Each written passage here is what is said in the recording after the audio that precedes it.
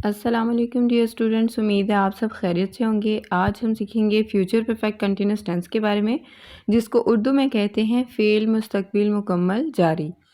इसकी पहचान क्या होती है कि उर्दू जुमले के आखिर में रहा होगा, रही होगी, रहे होंगे वगैरह आता है, लेकिन इसके साथ साथ वक्त का तयन भी होता है, वक्त का भी जिक्र किया जाता है। इसका इस्तेमाल कब करते हैं? फ़ेल मुस्तकबिल मुकम्मल जारी का इस्तेमाल ऐसे कामों के बारे में बताने के लिए होता है जो मुस्तकबिल में किसी ख़ास वक्त तक जारी रहेंगे, और इसके हेल्पिंग वर्ब्स होते हैं will have been, shall have been. I और वी के साथ शैल हैव बीन इस्तेमाल होता है, जबकि he, she, it, they, you singular या प्लूरल नेम के साथ विल हैव बीन इस्तेमाल होता है।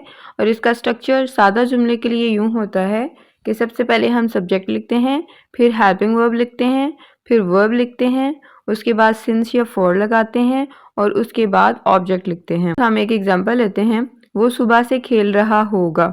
रहा होगा जो है वो हमें कंटिन्यूटी के बारे में बताता है और फ्यूचर के बारे में बताता है, लेकिन सुबह से हमें वक्त का तयन बताता है। तो इट मीन्स के रहा होगा प्लस वक्त का तयन, तो ये कौन सा टेंस होगा?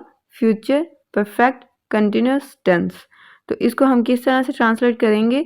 रहा होगा से मुराद कोई लड़का है तो उसके लिए इंग्लिश में यूज़ करेंगे ही, और उसके बाद हमने सब्जेक्ट लिखने के बाद हेल्पिंग वर्ब लिखना है। ही के साथ हम यूज़ करते हैं विल हैव बीन। उसके बाद हमने फॉर्म ऑफ वर्ब लगानी है, वो चूँकि कंटिन्यूस के अकॉर्डिंग लगेगी, तो फर्स्ट फॉर्म प्लस आईएनजी, क्योंकि जितने भी हम कंटिन्यूस टेंसेस पढ़ते हैं उसमें first form plus ING use होती है। और जब परफेक्ट और कंटिन्यूस इकट्ठा हो तब भी हम कंटिन्यूस के according he form of verb use करते हैं। उसके बाद सिंस या फॉर लगेगा। यहाँ पे सुबह का जिक्र है तो ऐसी चीज़ें जो कि घड़ी या कैलेंडर पे होती है उसके लिए सिंस होता है, और उनके अलावा बाकी चीज़ों के लिए फॉर होता है। लेकिन यहाँ पे एक्सेप्शन ये है कि जो सुबह है या शाम है उसके साथ सिंस यूज़ होगा। तो यहाँ पे हम क्या यूज़ करेंगे? सिंस। और सुबह के लिए क्या यूज़ करेंगे? मॉर्निंग। बच्चा शाम से सो रहा होगा। बच्चा जो है सब्जेक्ट है वो सबसे पहले लिखेंगे द चाइल्ड, और उसके बाद हेल्पिंग वर्ब लिखेंगे विल हैव बीन, और उसके बाद हमने फॉर्म ऑफ वर्ब लगानी है, वो first form plus ING sleeping. शाम के लिए यूज़ करेंगे सिंस इवनिंग। और इसी तरह अगर हमारे पास नेगेटिव सेंटेंस हो तो उसका स्ट्रक्चर किस तरह से होगा? Will not have been, shall not have been use होगा, जहाँ पे हमने will have been, shall have been लगाया था। सबसे पहले हम सब्जेक्ट लिखेंगे, उसके बाद हेल्पिंग वर्ब लगाएंगे, उसके बाद वर्ब लगाएंगे, उसके बाद सिंस या फॉर लगाएंगे और उसके बाद ऑब्जेक्ट लगाएंगे सबसे एंड पे। वो 2 रोज़ से इंतज़ार नहीं कर रहे होंगे। अब 2 रोज़ हमें एग्जैक्ट नहीं पता कौन से 2 दिन है, तो इस वजह से हम यहाँ पे फॉर यूज़ करेंगे। सबसे पहले हम सब्जेक्ट लिखेंगे, सब्जेक्ट है वो और एंड पे है रहे होंगे। इट मीन्स ज़्यादा लोग हैं, वो हो और ज़्यादा हों, तो उसके लिए हम दे इस्तेमाल करते हैं, इसलिए हम लिखेंगे दे, और दे के साथ हेल्पिंग वर्ब यूज़ करेंगे विल।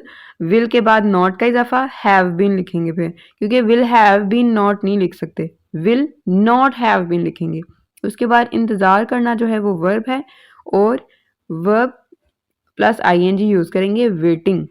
इंतज़ार करने को कहते हैं वेट, और उसके साथ आईएनजी लगेगा तो वेटिंग बन जाएगा। अब 2 रोज़ या 2 दिन एग्जैक्ट हमें नहीं पता कौन से 2 दिन है, तो इसलिए फॉर 2 डेज आ जाएगा। उसके बाद है सुबह से बारिश नहीं हो रही होगी,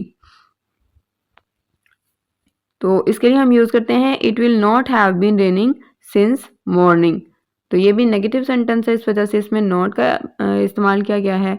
बारिश के लिए हम इट यूज़ कर देते हैं it will not have been, तो बारिश होना रेनिंग, और उसके बाद सुबह से है तो सिंस मॉर्निंग। इससे रिलेटेड आप 32 सेंटेंसेस बनाइएगा।